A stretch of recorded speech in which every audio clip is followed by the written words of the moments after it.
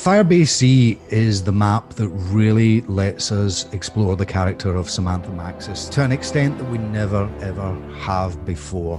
Die Maschine was really introducing people to the Dark Ether storyline, which, you know, as I've said in the past, only exists because of everything that had gone before, but it now has a whole new trajectory, and Firebase C is the one that really makes it explode.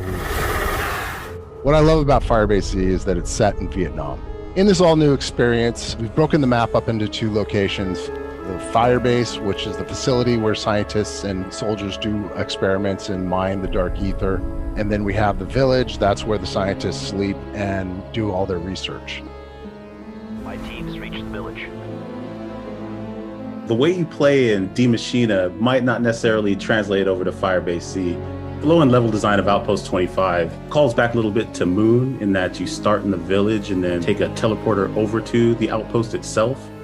Once you're at the outpost, there's a bit of a central area, a hub, if you will, that players can choose what path they want to go to. They can run around the outside of the map itself and the outer edge.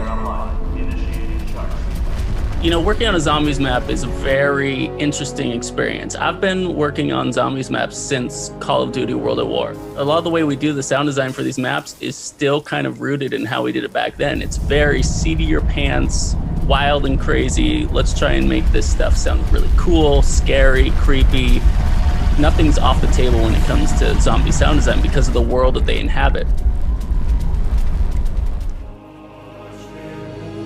So Outpost 25 is an Omega outpost, and they're doing a lot of science experiments.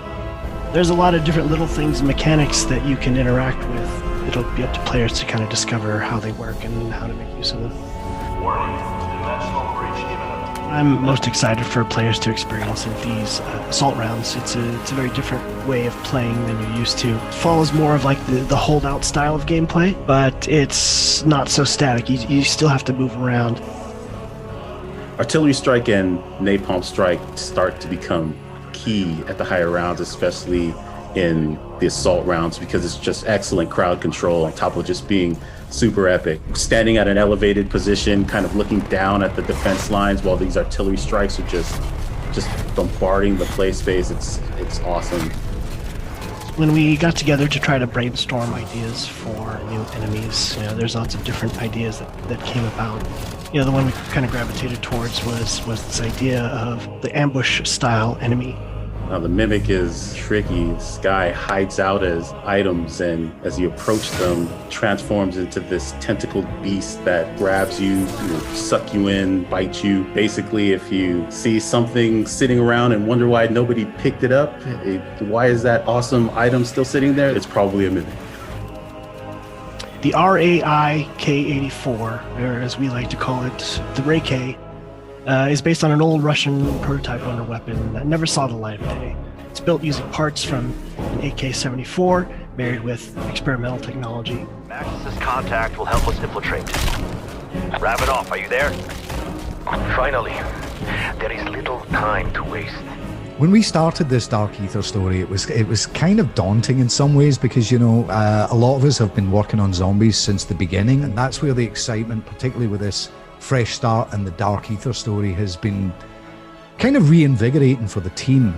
I don't think I've ever felt as excited about post-launch seasons of content as I do this year.